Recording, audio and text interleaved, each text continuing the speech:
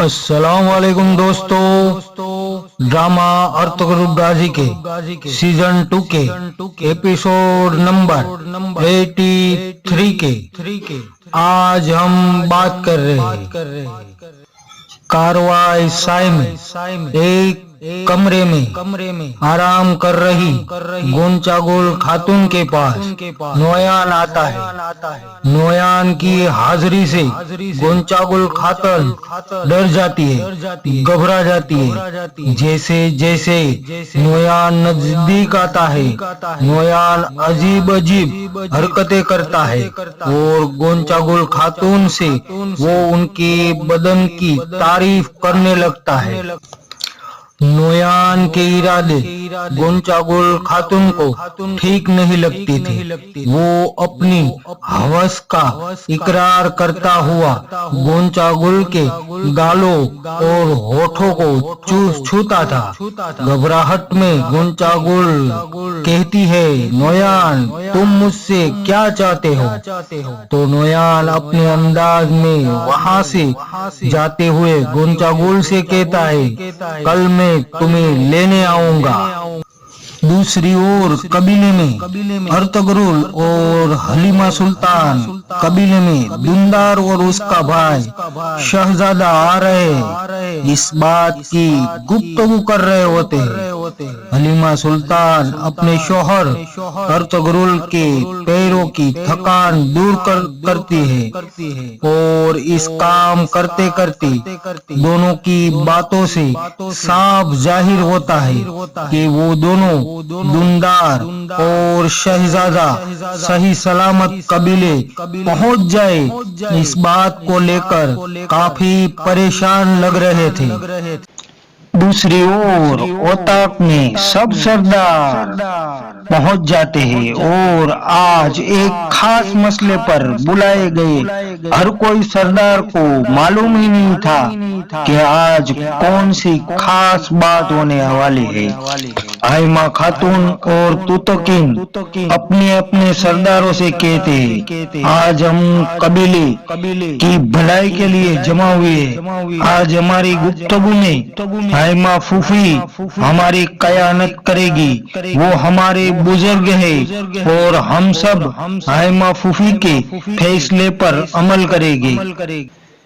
फिर आयमा खातून सब बहादुर सरदारों का शुक्रिया अदा करते हैं और अपने बेटे गुंदुगदू को अपनी बात कहने का मौका देते हैं।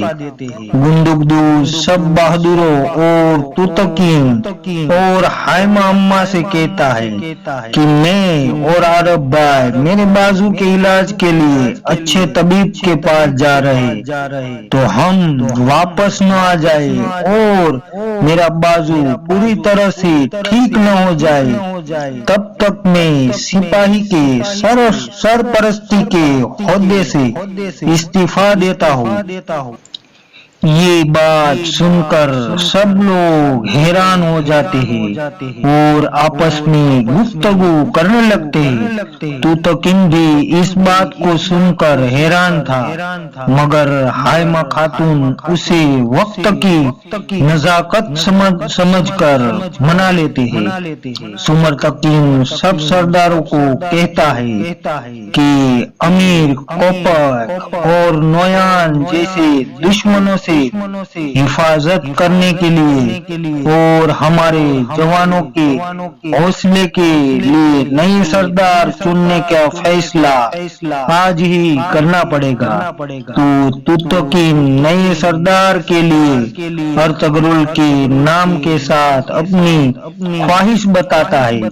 ये सुनकर सब सरदार भी अर्तुगरुल की बहादुरी की तारीफ करते हैं। तुतकीन सरदार को कहता है, हाँ अर्तुगरुल भाई को ही सिपाही की सरपरस्ती का ओहदा सच्चा है।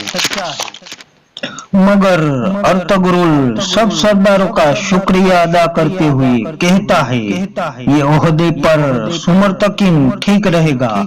अभी और दूसरे काम बाकी है जो आपको वक्त आने पर बता दिया जाएगा। सब सरदारों का सुमरतकिन भाई को सिपाही के सरपरस्त होने का फैसला मंजूर था और अब सुमरतकिन गुंडुब्दी की जगह पर नया सिपाही सरपरस्त बन गया था। उधर नोयान अपने ठिकाने पर बादशाह और अपने जवानों के हौसले बढ़ाते हुए कहता है कि सब लोग तैयार हो जाओ, वक्त आ गया है कि अर्तगरुल और उनके खानदान के सारे लोगों की मौत हमारे ही हाथों होगी। आप सब तैयार हो जाओ, हम शाही कैदियों को अपना मेहमान बनाने के लिए जाते हैं। दुंदार और शहजादा के पीछे जाने के लिए सब रवाना हो जाते हैं। दूसरी तरफ कबीले की ओताक में हिजरत करने की बात शुरू होती है। अर्तगरुल के इस फैसले के लिए कोई भी सरदार साथ चलने को तैयार नहीं होता है। अरब भाई और सुमरतकिन के सिवा अर्तगरुल के फैसले पर कोई हाथ नहीं उठाता है। फिर भी अर्तगरुल बेहतरीन तकरीर करते हुए सरजमीन की तरफ तारीफ करता है। कबीले की आने वाली नस्लों के लिए उस अजीमुशान सरजमीन कितनी फायदेमंद है, ये सारी बातें अर्तगरुल सब सरदारों से कहता है। हिजरत करने का वक्त आ गया है। जो लोग मेरे साथ आना चाहे वो आ सकता है। ऐसा फैसला सुनाकर अर्तगरुल बाहर निकल जाता है। ओताक से बाहर निकलकर सीधा अर्तगरुल अपना घोड़ा निकालता है और कबीले से बाहर चला जाता है। अर्तगरुल को बाहर निकलते और घोड़े पे बैठकर जाता हुआ देख रहे तुर्गत, बामसी और दुहान भी अपने घोड़े लेकर पीछे जाते हैं। ये चारे दोस्त को अल्लाह ने ऐसी मोहब्बत बख्शी थी कि अगर एक के दिल में क्या है इसका पता न कर ले तब तक सुकून नहीं लेते थे। उधर रास्ते में कबीले आ रहे दुल्दान और शहजादा अपने सिपाही समेत एक जगह पर रुके होते हैं। सिपाही खाने का इंतजाम में थे तो तभी नोयान के सिपाही इन लोगों को देख लेते हैं और वो इस बात की खबर पहुंचाने नोयान के पास जाने के लिए रवाना होते हैं।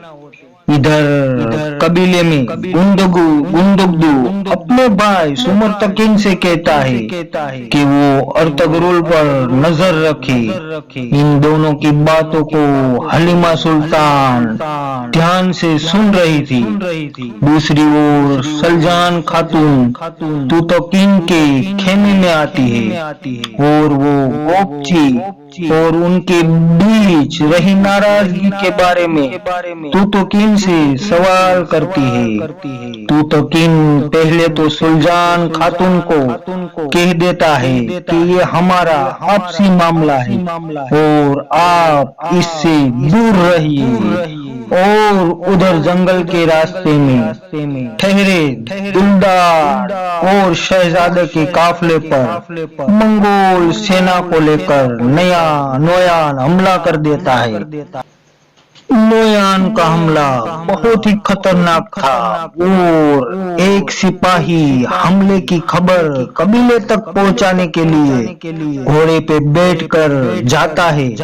इतने में मंगोल सिपाही का एक तीर उस सिपाही को लग जाता है। फिर भी हिम्मत जुटाकर वो सिपाही निकलने में कामयाब हो जाता है।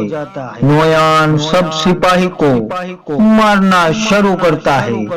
एक एक सिपाही की गर्दनें काटता चला जा रहा है। नोयान दरिंदा बन गया था, इसलिए बचे कुचे सिपाही दुंदार और शहजादे को लेकर भाग जाते हैं।